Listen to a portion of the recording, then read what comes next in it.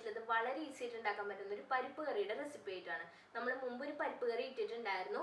അത് നിങ്ങൾക്ക് കാണണമെന്നുണ്ടെങ്കിൽ ജസ്റ്റ് ഒന്ന് പരിപ്പ് കറിന്ന് നമ്മുടെ യൂട്യൂബിൽ സെർച്ച് ചെയ്താൽ മതി. അപ്പം നമ്മുടെ റെസിപ്പി ടോപ്പിൽ തന്നെ ഉണ്ട്. അപ്പം അതേപോലെ തന്നെ ഈസി ആയിട്ട് ഉണ്ടാക്കാൻ പറ്റുന്നതും അതേപോലെ ടേസ്റ്റിയും ആയിട്ടുള്ള ഒരു റെസിപ്പിയാണ് ഇതും. നമ്മൾ പരിപ്പ് കുത്തി കാച്ചി ഇതൊക്കെ ഉണ്ടാക്കാറുണ്ടല്ലോ, അതുപോലെ സിമിലർ ആയിട്ടുള്ള ഒരു റെസിപ്പി തന്നെയാണ്. നമ്മൾ ചെറുള്ളിയും അതുപോലെ ഉണക്കമുളകൊക്കെ ഇട്ട് ഉണ്ടാക്കണതാണ്. അപ്പോൾ വളരെ ടേസ്റ്റിയാണ്. അതുമാത്രമല്ല നമുക്ക് ബാച്ചിലേഴ്സിനും പിന്നെ എന്താ പറയുക മടിയൊക്കെ ആയിട്ട് ഇരിക്കുന്ന സമയത്ത് പെട്ടെന്ന് ഉണ്ടാക്കാനുള്ള റെസിപ്പി നമ്മൾ നോക്കുകയാണെന്നുണ്ടെങ്കിൽ അതിന് ഏറ്റവും നല്ല പരിപ്പ് കറി തന്നെയാണ്. അപ്പം നമ്മുടെ വീഡിയോ കാണുന്നതിന് തൊട്ട് മുൻപായിട്ട് ഒരു കാര്യം കൂടെ പറഞ്ഞോട്ടെ, നിങ്ങളുടെ കമൻറ്റ്സ് എന്നെ അറിയിക്കാൻ മറക്കരുത്. പിന്നെ എൻ്റെ പുതിയ വ്യൂവേഴ്സ് ആണ് എന്നുണ്ടെങ്കിൽ ചാനൽ സബ്സ്ക്രൈബ് ചെയ്യുക. സബ്സ്ക്രൈബ് ബട്ടൺ തൊട്ട് താഴെയുണ്ട്, അത് പ്രസ് ചെയ്യുക. അതോടൊപ്പം തന്നെ അതിന് തൊട്ടടുത്തായിട്ടൊരു ബെല്ലൈക്കൺ നിങ്ങൾക്ക് കാണാൻ പറ്റും. ബെല്ലൈക്കൺ പ്രസ് ചെയ്യുകയാണെന്നുണ്ടെങ്കിൽ ഞാൻ പുതിയ വീഡിയോസ് അപ്ലോഡ് ചെയ്യുമ്പോൾ നിങ്ങൾക്ക് അത് അപ്പം തന്നെ കാണാൻ പറ്റും. അപ്പം നമുക്ക് നമ്മുടെ റെസിപ്പി ഒന്ന് കണ്ടിട്ട് വരാം. അപ്പം നമ്മുടെ പരിപ്പ് കറി ഉണ്ടാക്കാനായിട്ട് ഞാൻ ഏറ്റവും ആദ്യം പരിപ്പ് എടുത്തിട്ടുണ്ട്. പരിപ്പ് തൂർദാളാണ് എടുത്തിരിക്കുന്നത്, അതായത് തുവരപ്പരിപ്പ്. അത് നന്നായിട്ട് വാഷ് ചെയ്ത് വെച്ചിട്ടുണ്ട്. ഞാനിപ്പോൾ 1/2 ഗ്ലാസ് പരിപ്പാണ് എടുത്തിട്ടുള്ളത്. നമുക്കിനി ഇതിലേക്ക് ഒരു തക്കാളി അരിഞ്ഞിട്ട് കൊടുക്കാം. ഒരു മീഡിയം സൈസുള്ള തക്കാളി ഞാൻ നീളത്തിൽ അരിഞ്ഞിട്ടുണ്ട്. അത് ഞാൻ ഇതിലേക്ക് ആഡ് ചെയ്യാണ്. അപ്പോൾ തക്കാളിയും ആഡ് ചെയ്ത് കഴിഞ്ഞിട്ടുണ്ട്. ഇനി നമുക്കിതിലേക്ക് ആവശ്യത്തിന് വെള്ളം ഒഴിച്ചു കൊടുക്കാം. വെള്ളത്തിൻ്റെ അളവെന്ന് പറയുന്നത് നമ്മുടെ തക്കാളിക്കും അതേപോലെ തന്നെ പരിപ്പിനും കുറച്ച് മുകളിലായിട്ട് നിൽക്കുന്ന രീതിയിലാണ് ഒഴിച്ചു കൊടുക്കേണ്ടത്.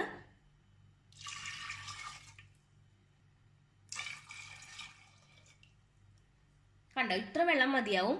നമ്മുടെ തക്കാളിക്കും അതേപോലെ തന്നെ പരിപ്പിനും കുറച്ച് മേലെ നിൽക്കുന്ന രീതിയിൽ വെള്ളം ഒഴിച്ചു കൊടുത്തിട്ടുണ്ട്. ഇനി നമുക്കിതിലേക്ക് ആഡ് ചെയ്യാനുള്ളത് ഉപ്പാണ്. ഒരല്പം ഉപ്പ് നമുക്കിതിലേക്ക് ആഡ് ചെയ്ത് കൊടുക്കാം. ഞാൻ ഒരു 1/4 ടീസ്പൂൺ ഉപ്പാണ് ഇതിലേക്ക് ആഡ് ചെയ്യണത്. അപ്പോൾ ഒരു 1/4 ടീസ്പൂൺ ഉപ്പ് മാത്രം ഇപ്പോൾ ആഡ് ചെയ്താൽ മതി. കാരണം നമ്മൾ കറി ഉണ്ടാക്കുന്ന സമയത്ത് ഉപ്പ് ആവശ്യമുണ്ടെന്നുണ്ടെങ്കിൽ കുറച്ചും കൂടെ ആഡ് ചെയ്ത് കൊടുക്കാം. ഇനി ഇതിലേക്ക് ആഡ് ചെയ്യാനുള്ളത് മഞ്ഞൾപ്പൊടിയാണ്. ഒരു 1/4 ടീസ്പൂണിലും താഴെ മാത്രം മഞ്ഞൾപ്പൊടി ആഡ് ചെയ്യണം ഞാൻ. അതിനുശേഷം ഇതിലേക്ക് നമുക്ക് ഒരല്പം മാത്രം കായത്തിൻ്റെ പൊടി ആഡ് ചെയ്യാം. വളരെ കുറച്ച് ആഡ് ചെയ്താൽ മതി.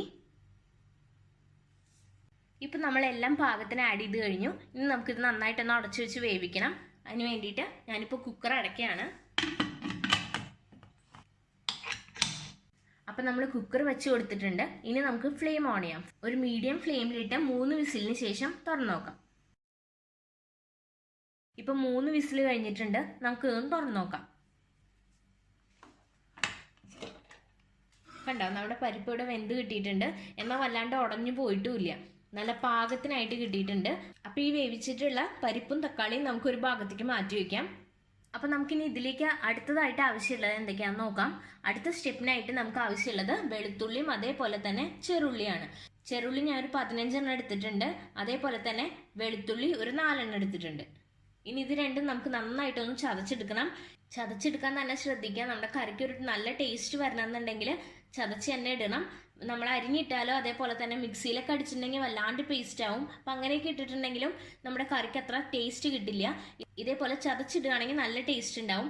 അപ്പം നിങ്ങളുടെ കയ്യിൽ ചതയ്ക്കണതായിട്ടൊന്നുമില്ല എന്നുണ്ടെങ്കിൽ മിക്സിയുടെ ജാറിൽ തന്നെ ഇട്ട് നിങ്ങൾക്ക് കറക്കിയെടുക്കാം.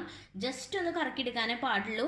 വല്ലാണ്ട് പേസ്റ്റ് ആവാണ്ട് ചെറുതായിട്ടൊന്ന് ചതഞ്ഞ് കിട്ടുന്ന രീതിയിൽ കറക്കിയെടുക്കാം. കണ്ടോ, ഇതേപോലെ ചതച്ചെടുക്കാം. ഇനി നമുക്കിതൊരു ഭാഗത്തേക്ക് മാറ്റി വയ്ക്കാം. അപ്പം ഇതിന് വേണ്ടിയിട്ട് ഞാൻ ഒരു ചട്ടി വെച്ച് കൊടുത്തിട്ടുണ്ട്.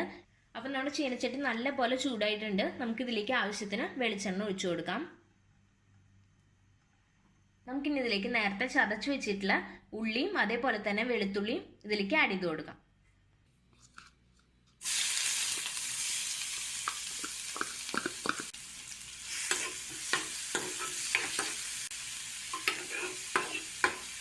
അപ്പോൾ ഈ വെളുത്തുള്ളിയുടെയും അതേപോലെ തന്നെ ഉള്ളിയുടെയും പച്ച കുത്തൊന്ന് പോകണം. അതിന് വേണ്ടിയിട്ടാണ് നമ്മൾ കുറച്ച് നേരം ഒന്ന് വഴറ്റി കൊടുക്കുന്നത്.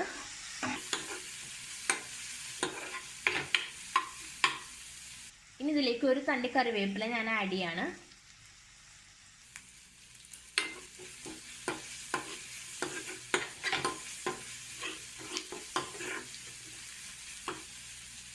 അപ്പോൾ ഇതിൽ കണ്ടോ, പെട്ടെന്ന് തന്നെ വെളിച്ചെണ്ണയൊക്കെ വറ്റി. അതുകൊണ്ട് ഒരല്പം കൂടെ വെളിച്ചെണ്ണ നമുക്കിതിലേക്ക് ആഡ് ചെയ്ത് കൊടുക്കാം. പരിപ്പ് കറിന് നല്ല ടേസ്റ്റ് വേണം എന്നുണ്ടെങ്കിൽ ആവശ്യത്തിന് വെളിച്ചെണ്ണ നമ്മൾ ഒഴിച്ചു കൊടുക്കണം. ഇനി ഇതിലേക്ക് ആഡ് ചെയ്ത് കൊടുക്കാനുള്ളത് ചതമുളകാണ്. മുളക് ആഡ് ചെയ്യുമ്പോൾ നിങ്ങളുടെ എരിവിനനുസരിച്ച് ആഡ് ചെയ്ത് കൊടുക്കുക. എനിക്ക് പരിപ്പ് കറിയിൽ ഇത്രയെങ്കിലും എരിവ് വേണം, അതുകൊണ്ടാണ് ഞാൻ ഇത്ര ആഡ് ചെയ്തിട്ടുള്ളത്. നിങ്ങൾക്ക് വേണ്ടെന്നുണ്ടെങ്കിൽ കുറച്ച് മാത്രം ആഡ് ചെയ്ത് കൊടുത്താൽ മതി. ഇനി നമുക്കിതിലേക്ക് നമ്മൾ നേരത്തെ വേവിച്ച് വെച്ചിട്ടുള്ള തക്കാളിയും പരിപ്പും ഒഴിച്ചു കൊടുക്കാം.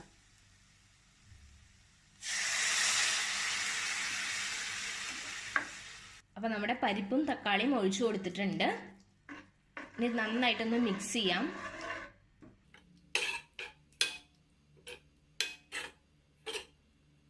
മിക്സ് ചെയ്തതിന് ശേഷം നിങ്ങൾക്കിതിൽ വെള്ളം കുറവാണെന്ന് തോന്നുകയാണെങ്കിൽ കുറച്ചും കൂടെ വെള്ളം ഇതിലേക്ക് ഒഴിച്ചു കൊടുത്ത് നന്നായിട്ടൊന്ന് തിളപ്പിച്ചെടുക്കാം. ഞാനിപ്പോൾ ഇതിലേക്ക് ഒരല്പം വെള്ളം ഒഴിച്ചു കൊടുക്കുകയാണ്.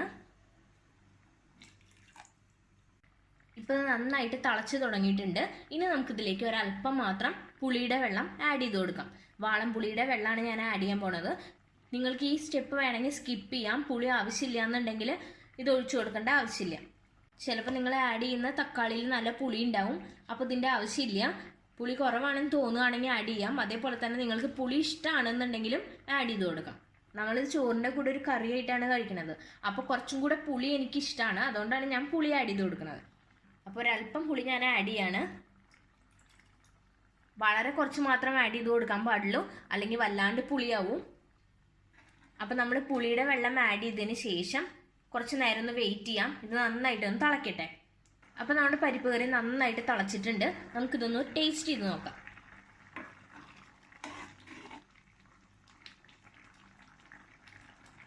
ഇപ്പം എല്ലാം കറക്റ്റ് ആയിട്ടുണ്ട്. പക്ഷെ ഉപ്പിൻ്റെ ഒരല്പം കുറവുണ്ട്. നമ്മൾ നേരത്തെ കുറച്ച് ഉപ്പ് ആഡ് ചെയ്തിട്ടുള്ളൂ അല്ലേ, അതുകൊണ്ടാണ് ഉപ്പിൻ്റെ കുറവ് വന്നത്. അതുകൊണ്ട് ഒരല്പം കൂടെ ഉപ്പ് ഞാനിപ്പോൾ ആഡ് ചെയ്യാണ്. ശ്രദ്ധിച്ച് മാത്രം ഉപ്പ് ആഡ് ചെയ്യുക, കാരണം നമ്മൾ നേരത്തെ ആഡ് ചെയ്തിട്ടുണ്ടെന്ന് പറഞ്ഞു. അതുകൊണ്ട് കുറച്ച് മാത്രം ഉപ്പ് ആഡ് ചെയ്താൽ മതി. ഒരു 1/4 ടീസ്പൂണിലും താഴെ ഉപ്പ് ഞാൻ ആഡ് ചെയ്യണുള്ളൂ.